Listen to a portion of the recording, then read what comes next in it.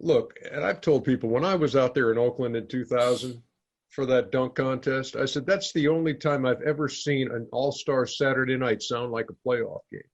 I mean, It's you remember unreal. that? I mean, Yeah. that building erupted every time you took off that night. What kind of? Because I've heard that. Look, you getting to the arena was a little bit of an Awful. issue, Yeah. and warming up and that kind of thing. So, kind of take me through how you made that arguably the most memorable dunk contest of all time. Well, I was able to live in the moment.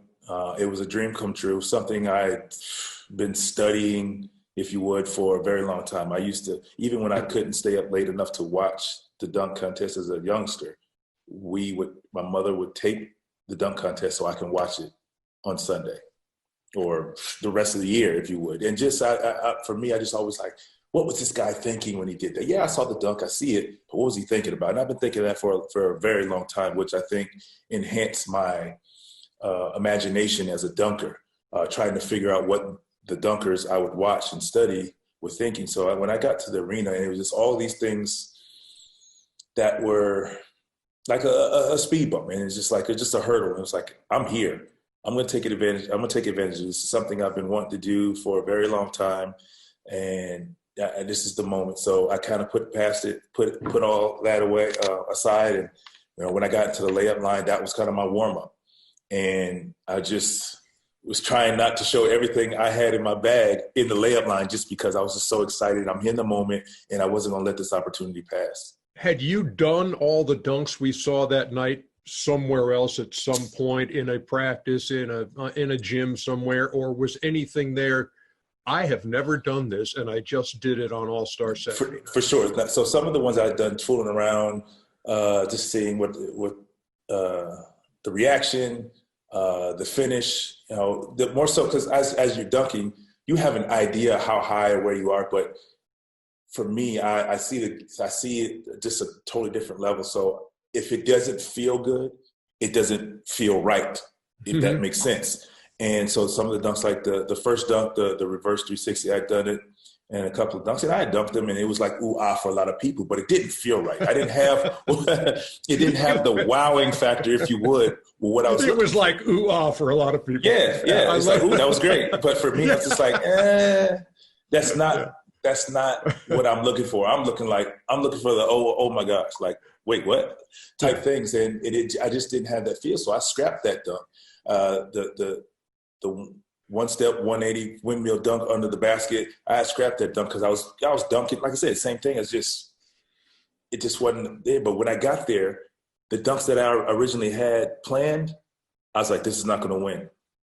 It's not going to win. So I scrapped it right there on the spot. And then I'm thinking like where I'm just trying to pull things that I've done from times past that I felt that would win or present the wow factor, which was important to me.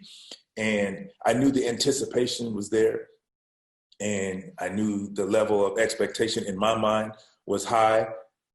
And for those who already knew me, like the Antoines and J Kids, all these guys that I see on the sideline that I knew, they knew what I could do. KG, they knew what I could do. It's just I wanted to wow those guys, because it's one thing saying like KG saw me dunk in the McDonald's dunk contest and win it. Okay, so it's like, all right, I know what he could do. Watch this, guys. But I wanted to take him to where he's like, wait a minute, I didn't know he could do that. That's the effect I wanted. So I just pulled it out, and I think just my adrenaline and seeing 20,000 people in there in anticipation took me to another level, and I've never jumped that high for reverse 360 windmill in my life.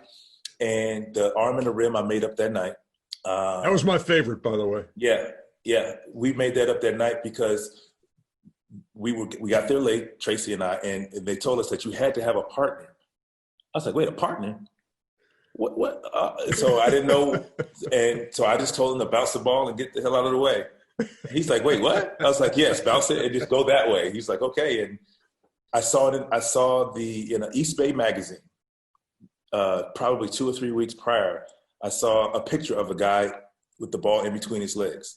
And that's where the idea came up to bounce the ball and then do it. I was like, I saw the picture between the legs. I never practiced it, but seems like a good idea if I could pull it off. And it pulled it off. You know, and I say about the arm in the rim, I was in Gary Payton's game prior to, and I was just jumping up there, just dropping the ball in the rim. So I said, let's try that. And I told Cuttino Mobley prior to me, I said, I'm going to do that dunk as a dunk, but I'm going to try to hang up there. And he was like, I said, yeah, you know. So all of that, those two dunks are all configured, thought about all from the time I got off the bench, received the ball. And if people go back and watch, you see I'm kind of walking around aimlessly, walking to the basket. I did a little prayer for the arm in the rim. So I didn't, because hoping I didn't fall off, because it could have gone, we could have been talking about this one of two ways. What we're talking about now, or remember you tried to dunk and you fell off. Yeah. So exactly.